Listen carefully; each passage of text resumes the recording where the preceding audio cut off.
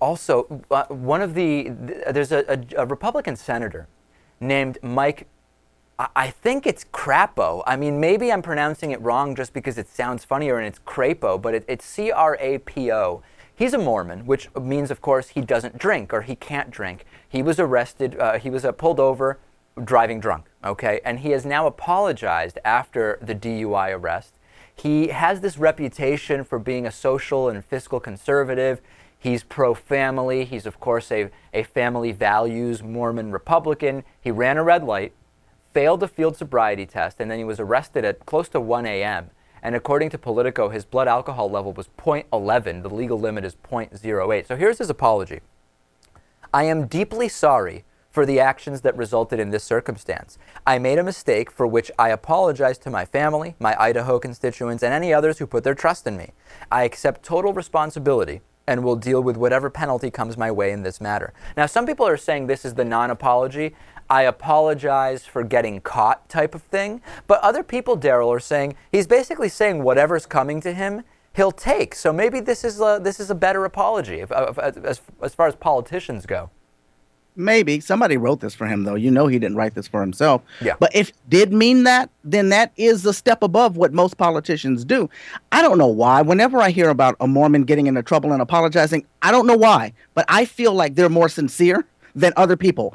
Maybe it's because I think that the consequences are a little bit more severe. I'm not sure. But I've never heard of this guy either. So I don't know enough about him to judge his character. So but, that's interesting. So you think that when that's funny. When a lot of times when I hear somebody who is very religious, and we don't know that he's very religious, we just know that he's a Mormon, do an apology, I feel like they're making an apology that fits the letter of what their religion dictates, but not that they're any more sincere because they worry about some kind of otherworldly punishment. But you're making an interesting point. They must really be remorseful because their punishment is going to come in being sent to hell, presumably. Is that the idea? That's the ideology. I, though, want to make a distinction, and I know this might make me sound like a horrible person. With most religions, I don't feel this way.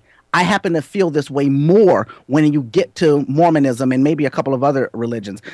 I think that those people are a little bit more sincere in their faith than masses of other religions. Now, this doesn't mean that you subscribe to their faith or think that their teachings are, not just made up or anything like that. You just feel like they're within themselves, by their internal logic, they're more sincere in these apologies.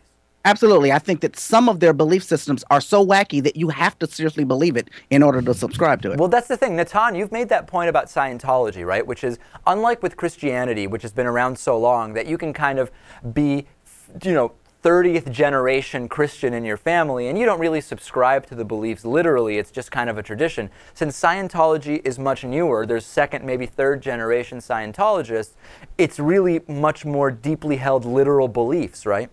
Exactly. I mean, if you start to question the historical accuracy of biblical claims about the creation of the world, people can kind of say, well, it happened thousands of years ago. Maybe things were different back then, and now it makes sense that now you can't have miracles like that. Whereas with Scientology and Mormonism, we have a pretty clear historical record as to what was going on at that time, so it's kind of harder to believe it, I guess. Interesting. So for different reasons, a little bit of a similar view there between Daryl and Natan.